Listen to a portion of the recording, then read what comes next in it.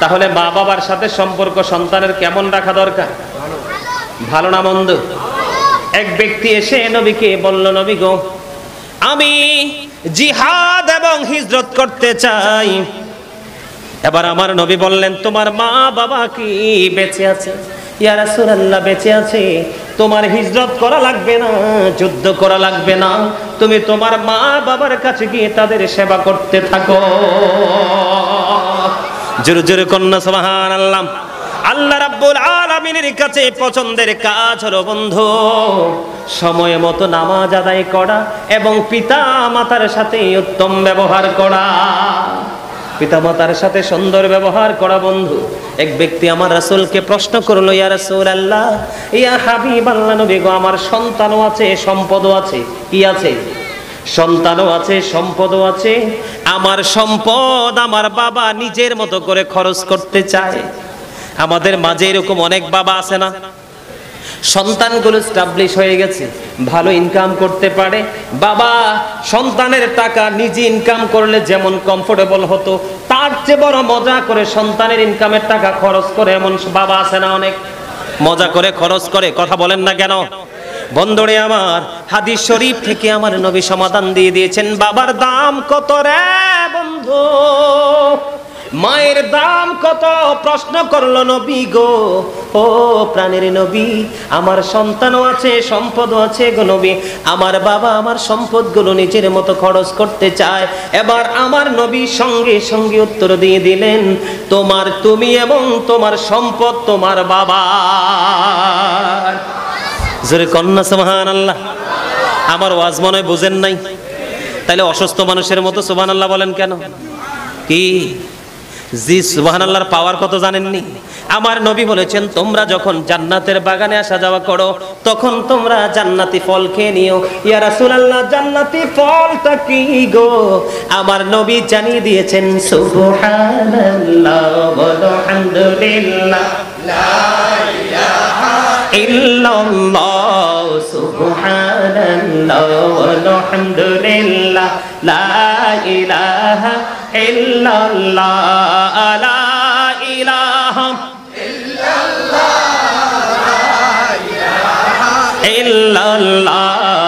আরশে কুরসি লৌহ কলম সৃষ্টি যাহার ওসিলা, আরশে কুরসি লৌহ কলম সৃষ্টি যাহার ওসিলা, নিজে আল্লাহ খুশি হইয়া নাম রাখিলেন হাবিবুল্লাহ, সুবহানাল্লাহ ওয়া হামদুলিল্লাহ, লা ইলাহা ইল্লাল্লাহ, লা ইলাহা ইল্লাল্লাহ, লা ইলাহা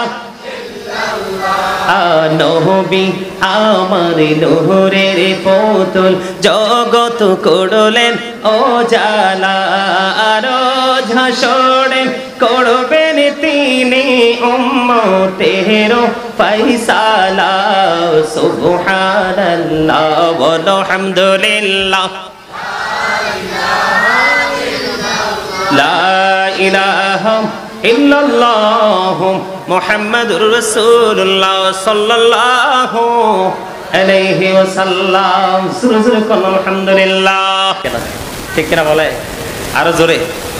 বন্ধুরে আমার, আমার হাদিস শরীফটা মনে হয় আপনারা বুঝতে পারেন নাই। আমার দিকে তাকান। আমার নবী যখন প্রশ্ন করলো, নবী ইয়া রাসূলুল্লাহ, ইয়া হাবিবাল্লাহ, নবী গো, ও প্রাণের নবী, আমার সন্তানও আছে, সম্পদও আছে, আমার বাবা আমার সম্পত্তি নিজের মতো করে খরচ করতে চায়। এবার আমার নবী একটা ডাক দিয়ে বলল, তুমি এবং তোমার সম্পদ দুইটাইর মালিক তোমার বাবা।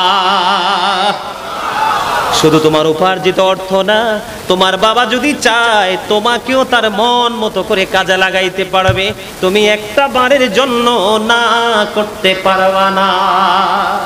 তুমিও তোমার বাবার সম্পদ, তো আমি যদি আমার বাবার সম্পদ হই তাহলে আমার উপার্জিত যা কিছু আছে সব কিছু আমার বাবার।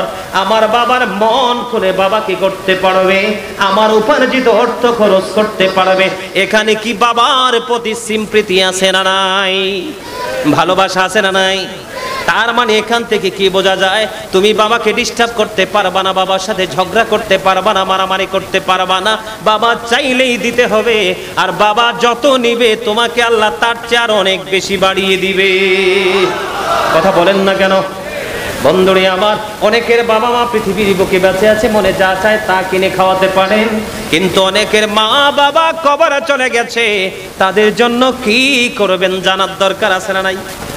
বনু সালামা গোত্রের এক ব্যক্তি এসে প্রশ্ন করলো, ইয়া রাসূলুল্লাহ, আমার মা বাবা কবরে চলে গেছে গো নবী, আমি তাদের জন্য কিভাবে তাদের সাথে ভালো আচরণ করব, সুন্দর আচরণ করব? আমার নবী বললেন, তাদের জন্য তুমি দোয়া করো। সুবহানাল্লাহ বলেন আর জোরে।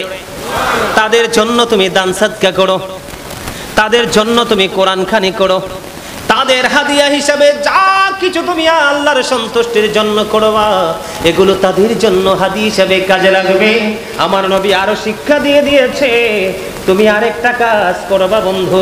তোমার বাবা চলে গেছে, তোমার বাবা যার সাথে সবচেয়ে বেশি মধুর সম্পর্ক, তার মানে বাবার বন্ধু, তুমি তার সাথে উত্তম সুন্দর সুসম্পর্ক রাখবা। জোরে জোরে কন্যা সুবহানাল্লাহ। মা চলে গেছে, মায়ের বান্ধবী আছে না নাই? এটা আমার নবীর শিক্ষা, ইসলামের আইন। মায়ের আত্মা শান্তি পাবে, মায়ের সাথে উত্তম আচরণ হলো। তোমার মায়ের আপন যেই বান্ধবী ছিল, যার সাথে চলাফেরা করে মা শান্তি পাইতো, তুমি তার সাথে সুসম্পর্ক রাখবা। এটাই হলো তাদের সাথে উত্তম আচরণ, তাদের সাথে সুন্দর ব্যবহার। এই ব্যবহার আমাদের করার দরকার আছে না নাই? বন্ধুরে আমার, মায়ের অনেক সময় মা অসুস্থ হয় না, কথা কয় না, হয় কিনা? বাবা অসুস্থ হয় কিনা? মা শুকিয়ে যায়। মায়ের পাগল ছেলে হোক বা মেয়ে হোক, মায়ের পাগল ছেলে মায়ের চেহারাটার দিকে তাকাইয়া তাকাইয়া মনে মনে ভাবে, মনিব আমার মায়ের কি হলো গো? আমার মায়ের চেহারাটা শুকিয়ে গেছে, চেহারাটা মলিন হয়ে গেছে, বডিটা শুকিয়ে গেছে, না জানি কি হয়েছে আমার মায়ের। সন্তানের মনের ঘরে রক্তক্ষরণ শুরু হয়ে যায়। এই কথা ভাবতে ভাবতে যখন মায়ের চেহারার দিকে একটা নজর দেবে, আমার নবী বলেছে, সন্তান তুমি তোমার মায়ের চেহারার দিকে তাকাইয়া তুমি কি করেছো, তুমি কি করেছো, চিন্তিত হয়ে গেছো, মায়া লাগছে মায়ের দিকে তাকাইয়া একটা বার নজর দিয়েছো, তোমার আমল নামায় একটা হজের সওয়াব ঢুকে গেছে। জোরে কন্যা সুবহানাল্লাহ।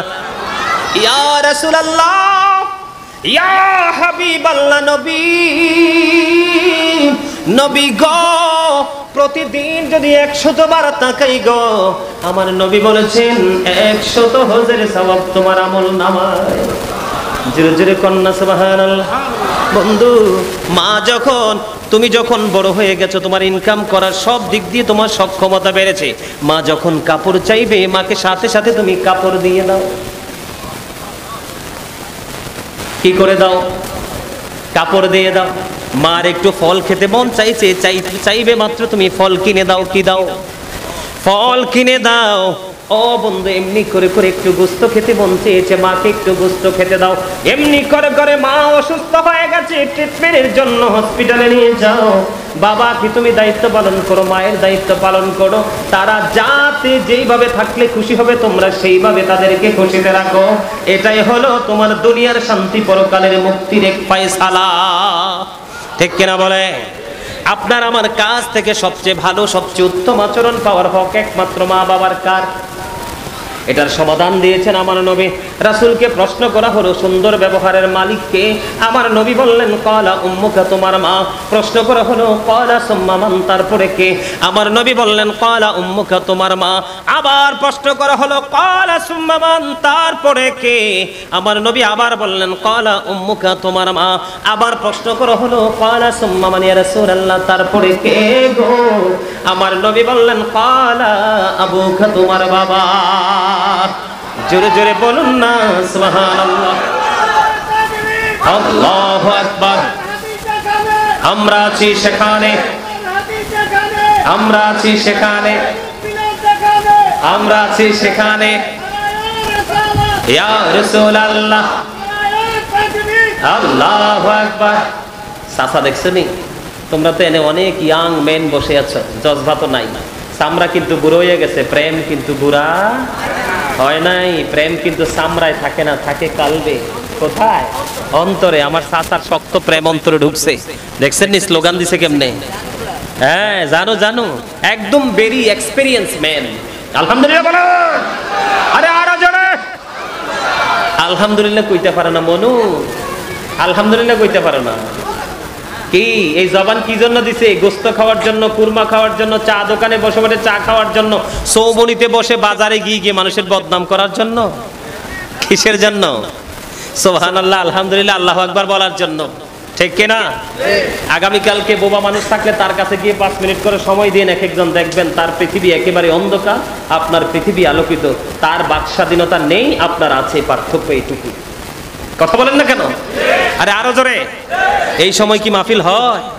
এরমে বৃষ্টি থাকার কথা। আমার এই সকালে কি কামাল ভাই নি, কামাল ভাই কই ফোন দিয়ে হুজুর আপনারা তো আল্লাহর প্রিয় লোক, আমরা বিশ্বাস করি, একটু দোয়া করে দিন যেন বৃষ্টি না হয়। আমি তার আবেগ ভরা মন নিয়ে এসে আমার কাছে দোয়াটা চাইছে। আমি সাথে সাথে আল্লাহর ডাক দিয়ে কইছি, আল্লাহ তোমার গোলামরা প্রেমের বাগান সাজাইছে, ডিস্টার্ব দিও না। কিন্তু আমার একদম 100% কনফিডেন্স ছিল যে আমাদের এই সুন্দর বাগানকে আল্লাহ রাব্বুল আলামিন নষ্ট। আরে আল্লাহ তো চায় আল্লাহর বান্দা, আল্লাহ তো চায় আল্লাহর বান্দা কন্টিনিউ আল্লাহর গোলামিতে থাকুক। আমরাই না চাই না। কথা বলেন না কেন? কি না? আমার নবী বলেছেন, বন্ধু হতবাগা সে, হতবাগা সে, হতবাগা সে। 3 বার বলেছেন। কয়বার? 3 বার বলেছে। প্রশ্ন করতে পারো বন্ধু, হুজুর কে গো সেই হতবাগা সন্তান? আমার নবী বলেছেন, পিতামাতা 2 জন বেঁচে আছে অথবা 1 জন বেঁচে আছে, এই 2 জন অথবা 1 জনকে সেবা করে সে জান্নাতি হতে পারলো না, তার মতো হতভাগা কপাল পরার কেউ হতে পারে না।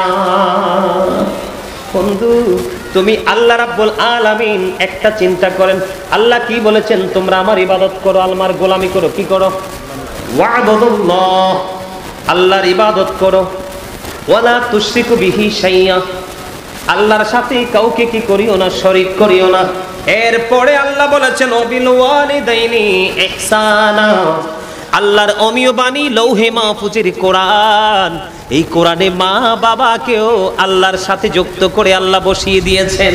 জোরে জোরে কোন সুবহানাল্লাহ। তাহলে তাদের দাম আছে না নাই? আরো জোরে কোন, তাদের দাম আছে না নাই? অবশ্যই আছে বন্ধু। এই জন্য আপনাকে মা বাবাকে ভালোবাসতে হবে। আপনি যদি মনে করেন না না মা বাবাকে ভালোবাসবো না, তাহলে এটার জন্য কারো কোনো ক্ষতি হবে না। আপনি কবরে যাইতে দেরি রে, আযাবে নিক্ষেপ হতে দেরি হবেন না। কারণ মা যদি ভিক্ষুক হয়, মা যদি মেতর হয়, মা যদি মুসিও হয়, মা যদি ভিক্ষুক হয়, অন্যের দরজায় দরজায় ভিক্ষা করে সারা দুনিয়ার মানুষের কাছে ভিক্ষুক, কিন্তু আপনি মনে করতে হবে আমার জনম দুঃখী মা। ঠিক কিনা বলেন? মা যদি সমাজের সকল মানুষ যদি বলেন নষ্ট মহিলা, সন্তান মনে করবে এটা আমার মা, আমি কখনোই তাকে অবহেলা করতে পারি না। মানুষের চোখে এক একটা মানুষ এক এক রকম হতেই পারে, এটাই স্বাভাবিক, কিন্তু সন্তানের কাছে তার মা এবং বাবা সেই দৃষ্টি থেকে আর বাইরে কোনো দৃষ্টি দিয়ে তাকাতে পারবে না। তাহলে সন্তান দুনিয়ায় শিক্ষিত হবে, দুনিয়ার আলো ছড়াবে, পরকালে নিয়ামত পাবে। আপনি যদি বাংলাদেশে, অন্য দেশের কথা আমি বলবো না, আপনি আপনার সমাজের মধ্যে যেই মানুষটা সবচেয়ে বেশি বড় হয়েছে, কে হয়েছে? সবচেয়ে বেশি বড় এবং সম্মানী হয়েছে, আপনি যদি তার কাছে যান, আপনি যদি তাকে প্রশ্ন করেন যে আপনি কেমন করে এত বড় হয়েছেন, সে শুরুতেই বলবে আমার মা বাবার দোয়া।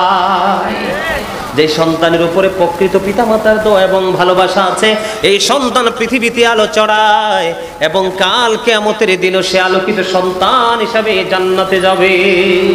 জোরে জোরে কন্যা সুবহানাল্লাহ, আর জোরে বলেন সুবহানাল্লাহ। বন্ধু, এক পাগলি মায়ের একটা গল্প বলবো হাদিস শরীফ থেকে, শুনবেন কিনা? শুনবেন? আরো জোরে। মায়ের দিকে তাকাইলে হজের সওয়াব হয়। একবার তাকাইলে কয়টা হজের সওয়াব? একটা। 100 বার তাকাইলে কয়টা? তাহলে আপনি মায়ের কাছে থাকলে মাকে সময় দিলে লাভ না লস? আরো জোরে। আমি আজকে ছোট্ট সোলাইমান থেকে গাজী সোলাইমান, গোটা পৃথিবীর মানুষ আমাকে চিনে রে। মোবাইলটা যখন বন্ধু, আমার মোবাইলটা যখন আপনি ধরবেন, ধরার পরে দেখবেন বাংলাদেশের 2-4টা নাম্বার, আর গোটা পৃথিবী, আমেরিকা থেকে, লন্ডন থেকে, ইটালি থেকে ধরে, ইউরোপ থেকে ধরে গোটা পৃথিবীর মানুষগুলোর সাথে আমার গোড একটা কমিউনিকেশন আছে বন্ধু, অলওয়েজ, প্রতিদিন বন্ধু। গোটা পৃথিবীর মানুষ চিনে রে। আজকে এই পরিচিতি, সম্মান, ভালোবাসা পাওয়ার পিছনে একটা মাত্র কারণ, সেই কারণ হলো মা বাবার বুক ভরা ভালোবাসা নিয়ে দোয়া। জোরে কন্যা সুবহানাল্লাহ। আমার জীবনে আমি কত যে মায়ের কাপড় কাচ্ছি, এখনো যদি দেখি বন্ধু বারান্দায় মায়ের কাপড় মাটিতে লেগে যায়, আমি দৌড়ে গিয়ে মায়ের কাপড়টা মাটি থেকে উঠাইয়া দেই, কারণ এইটা আমার মায়ের কাপড় নষ্ট হয়ে যাচ্ছে। আমার সিম্পৃতি হচ্ছে এটা আমার মা, সবচেয়ে বড় কথা হলো ওইটা। ঠিক কিনা বলেন? বাংলাদেশের যত বড় বড় আলেম ওলামা দেখবেন, কি দেখবেন? শুধু আমি নই, আলেম ওলামা দেখবেন অনেক বড় হয়ে গেছে, বুড়ো হয়ে গেছে, কিন্তু মা তার চেয়ে বুড়ো। যাইয়া দেখবেন বাহিরের জগতে অনেক বড় স্কলার। ও বন্ধু, ঘরে গিয়ে দেখবেন মায়ের কাছে ছোট্ট বাচ্চার মতো মায়ের প্রস্রাব পায়খানাগুলো কাচাচ্ছে এবং মায়ের কাপড়গুলো কেচে দিচ্ছে, মাকে নিজের হাতে মায়ের মুখে খাবার তুলে দিচ্ছে। বন্ধু, এটা হলো মা বাবার প্রতি প্রেম, ভালোবাসা। আমি যদি আপনাদেরকে পাগলি মায়ের এক ইতিহাস যদি আমি ছোট্ট করে বলি বন্ধু, শুনবেন? বন্ধুরে আমার, মা বাবার পাওয়ার কত, মা বাবার দরখাস্তের কত পাওয়ার, তাদের কত ক্ষমতা, তাদের পাওয়ারটা বোঝানোর জন্য বলছি। হযরত জুরেজ এমন একজন বন্ধু আল্লাহওয়ালা ছিল রে। মানুষ আমরা জামাতে নামাজ পড়ি কোথায়? মসজিদে নামাজ পড়ি, কিন্তু জুরেজ যেমন একজন আল্লাহওয়ালা ছিল, সেই লোকালয়ে লোকেদের মধ্যে আমল করতে সে মজা পেত না বন্ধু। সেই আল্লাহর গোলামি করার জন্য লোকালয় থেকে একটু দূরে ছোট্ট একটা মাটি দিয়ে হুজরা বানালেন, এটাতে সে ইবাদত করবে। ইবাদত করতে করতে বন্ধু একদিন তিনি নামাজরত অবস্থায় ছোট্ট করে বলছে, কারণ আমার সময় অনেক হয়ে গেছে, তিনি কি করছেন? এই হুজরার মধ্যে ইবাদত করতেছেন, নামাজে দাঁড়িয়ে গেছেন। হঠাৎ করে বাহিরে গিয়ে মা ডাকতেছে, বাবা জুরেজ, ও জুরেজ, আমি মা এসেছি তোমার সাথে দেখা করার জন্য। বন্ধু, কিন্তু জুরেজ তো নামাজরত অবস্থায়, কি রত অবস্থায়? নামাজরত অবস্থায় নামাজ পড়তেছে। এবার বন্ধু জুরিস মনে মনে নামাজ পড়তেছে আর চিন্তা করতেছে, মনেব আমি তো নামাজে দাঁড়িয়ে গেলাম, আমি কি নামাজ চালিয়ে যাব নাকি আমার মায়ের ডাকে আমি সাড়া দিব? বন্ধু, তিনি মনে মনে মনস্থির করলেন যে আমি মায়ের ডাকে সাড়া দিব না, মা তো এসেছে, আমি নামাজটাই চালিয়ে যাই। নামাজ শেষ হয়ে গেল। নামাজ শেষ হয়ে বন্ধু চাইয়া দেখে মা আর হুজরার বাইরে নাই, চলে গেছে। আজকের দিন চলে গেল। জোরে কন্না আল্লাহু আকবার। আজকের দিনটা চলে গেল। দ্বিতীয় দিন আমার বন্ধু মা এসেছে সন্তানের সাথে দেখা করার জন্য। আজকেও জুরেজ নামাজরত অবস্থায় ডাকলো, মা সাড়া দেয় না, নামাজ বন্ধ চালিয়ে যাচ্ছে। নামাজ আজকে দ্বিতীয় দিন মায়ের সাথে দেখা হলো না, বাইর হয়ে দেখে মা চলে গেছে। ও বন্ধু, 2 দিন চলে গেল। তৃতীয় দিন আবার বন্ধু মা আসলো। আজকেও জুরেজ নামাজরত অবস্থায়, জুরেজ নামাজ পড়তেছে। ও বন্ধু, বাহির থেকে মা আজকেও এসে ডেকে, বাবা কোথায় গো? বাইরে এসো না, আমি মা এসেছি তোমার সাথে দেখা করার জন্য। এবার জুরেজ ডেকে ডেকে বলে, মনি,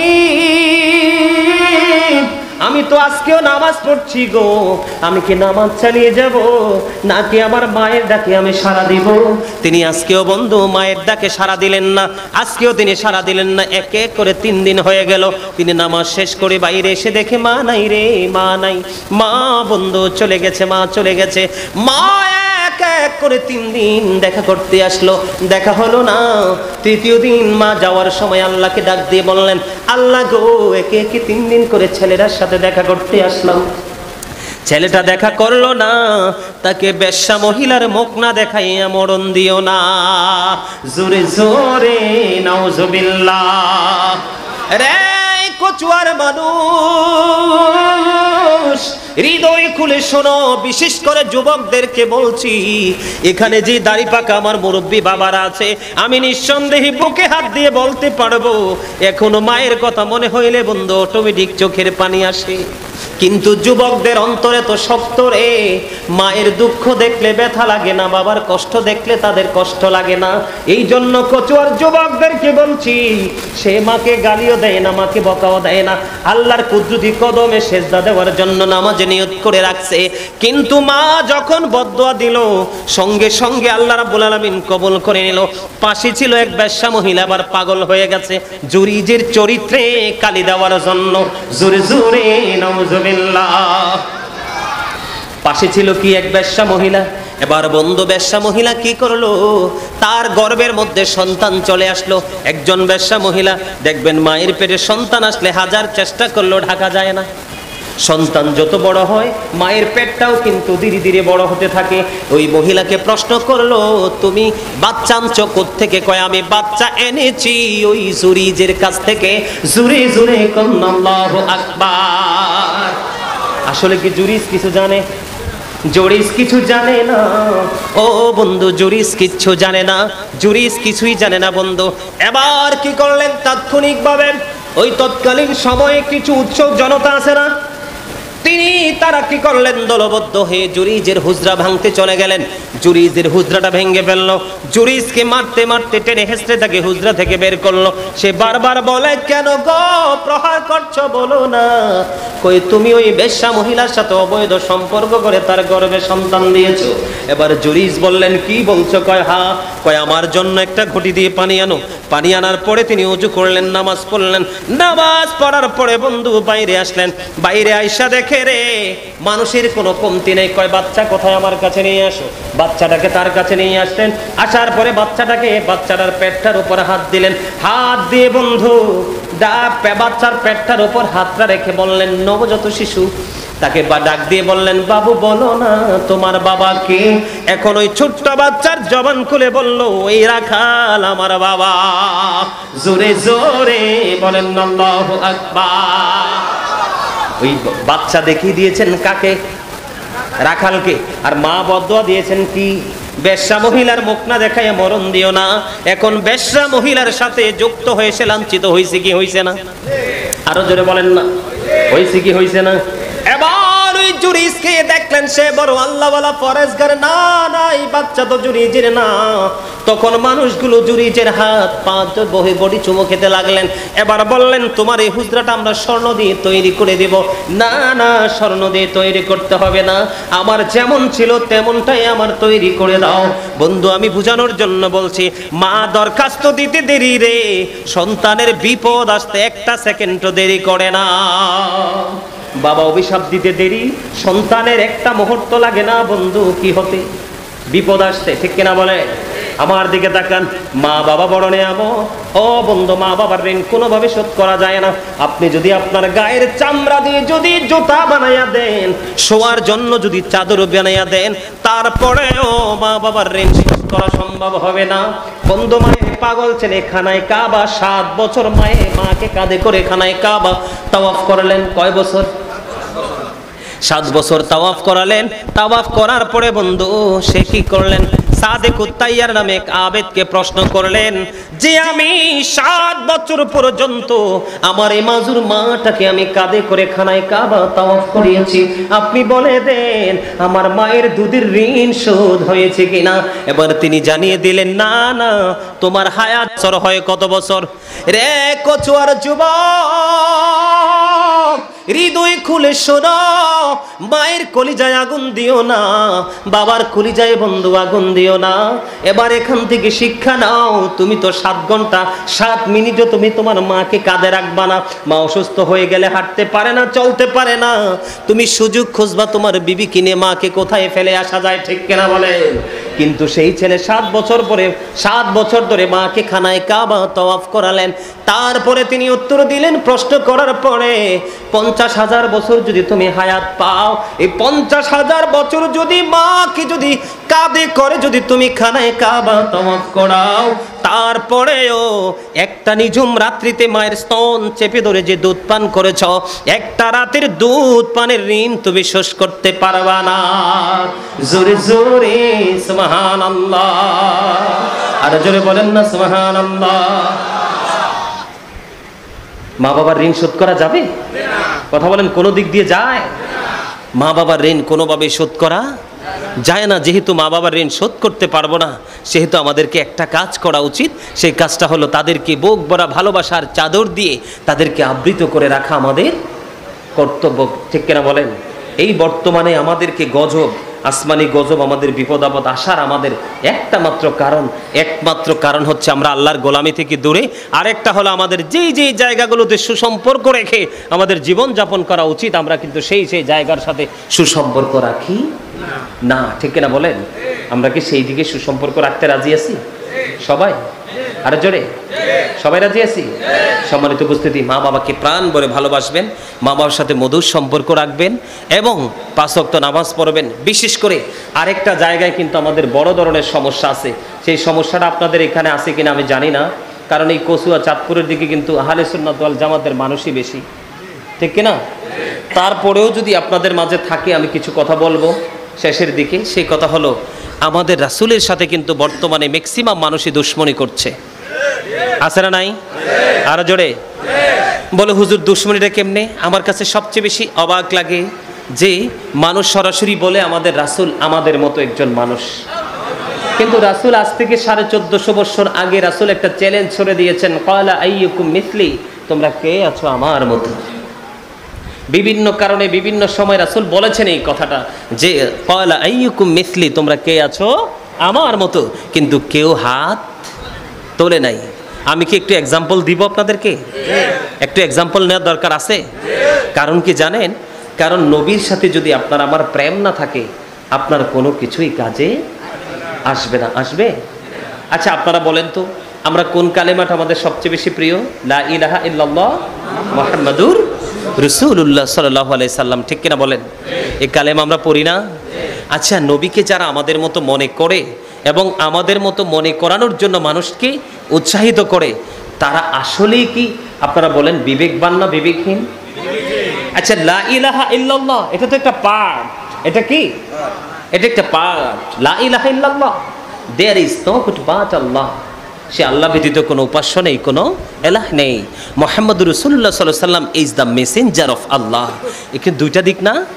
কথা বলেন, একদিকে স্রষ্টা, আরেকদিকে সৃষ্টি। একদিকে আল্লাহ, আরেকদিকে আল্লাহর প্রিয় হাবিব হাবিবুল্লাহ।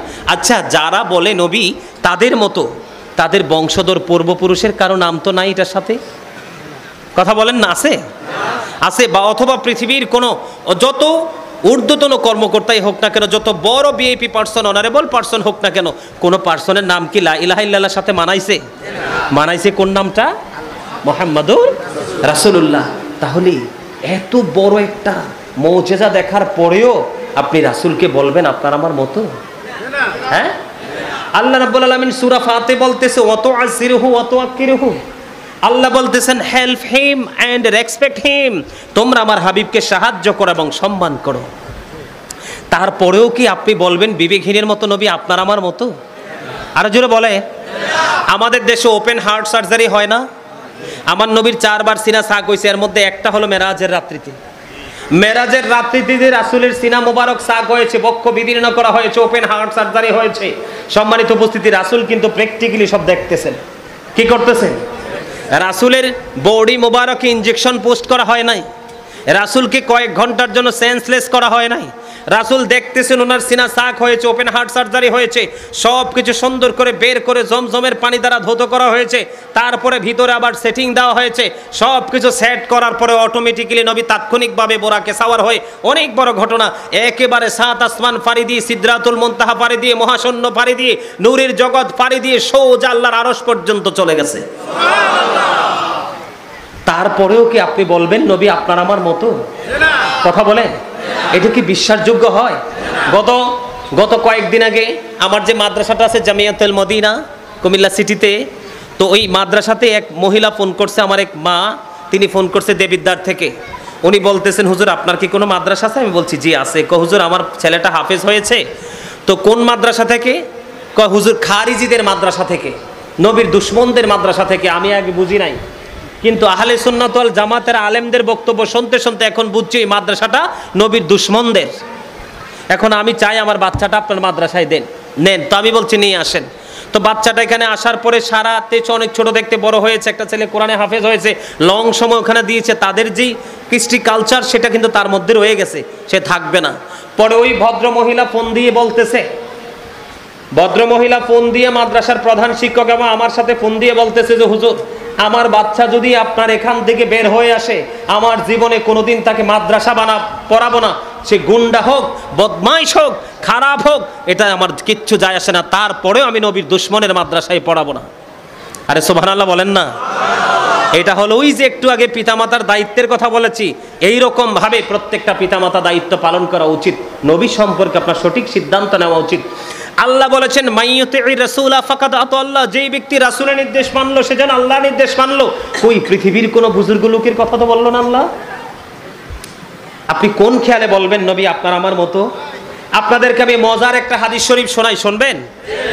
আল্লাহ রাসূল যখন মেরাজে গেল, আল্লাহর আরশে যখন গেল, যাওয়ার পরে নবীজির পা মোবারক থেকে জুতা মোবারক, পা দুটো মোবারক খুলতে চায়, তখন আমার আল্লাহ ডাক দিয়ে বললেন, হাবিব আপনি জুতা নিয়ে চলে আসেন। সুবহানাল্লাহ বলে না? কে নিয়ে চলে আসেন? আমার নবী ডাক দিয়ে বলে, মনিব, মূসা যখন কুহিতুরে গিয়েছিল আপনি বলেছিলেন জুতা খুলে যাওয়ার জন্য, সেই তুলনায় আপনার আরশের দাম তো অনেক বেশি গো নবী।